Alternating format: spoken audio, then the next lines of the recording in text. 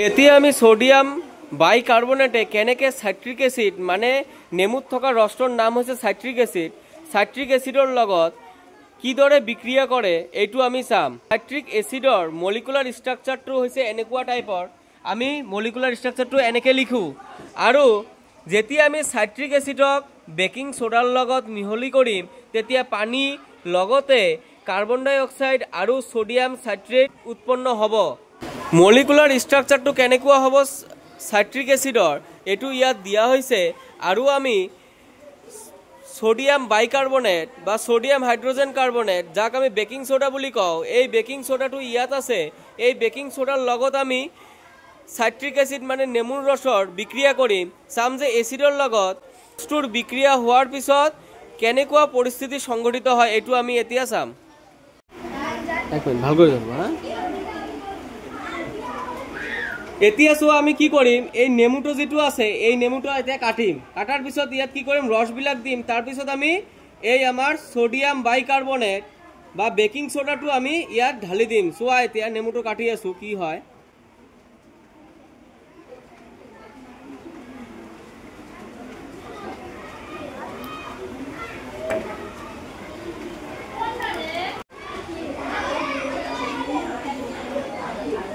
এতিয়া চোৱা সেইকেইটা লেবুত ইমানো ৰস নাছিল বেলেগ এটা নেমু আনিলো ইয়াত ৰস আছে ভালে।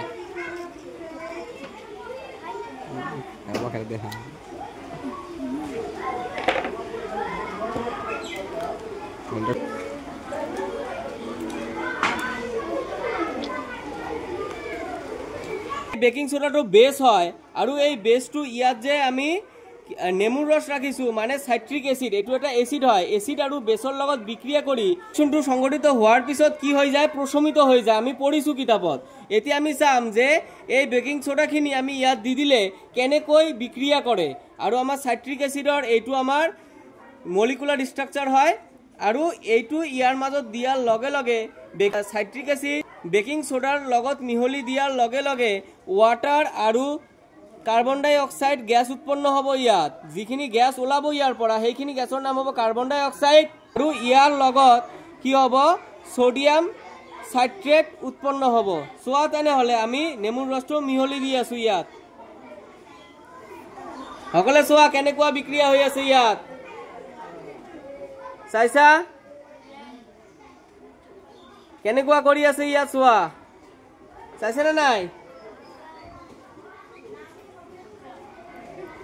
তার মানে ইয়াত যে বায়ুর নিচিনা ইয়াত যে কি হৈ আছে ইয়াত যে ফেনা ফেনার নিচিনা যে উঠি আছে এই যে এনেকুৱা যে বাবলসৰ নিচিনা উঠিছে এই বাবলসটো কি আছে ইয়াত কি গ্যাস আছে এই ডাই অক্সাইড গ্যাস আছে ইয়াত আৰু ইয়াৰ লগত যে যিখিনি পদাৰ্থ ইয়াত উৎপন্ন হল ফেনাবিলাকৰ লগত এই পদাৰ্থখিনিৰ নাম কি হল সোডিয়াম সাইট্ৰেট গম পাইছা। আৰু এটো কোন এসিডৰ লগত মিহলি দিয়া হৈছে সাইট্ৰিক এসিডৰ লগত। সাইট্ৰিক এসিড কোৰ পৰা পাইছো নেমুৰ ৰসৰ লগত। আৰু এতিয়া যে ফেনৰ নিচিনা যে সৃষ্টি হল এইটো কিহৰ কাৰণে হল বেকিং সোডাৰ কাৰণে এনেকুৱা হল।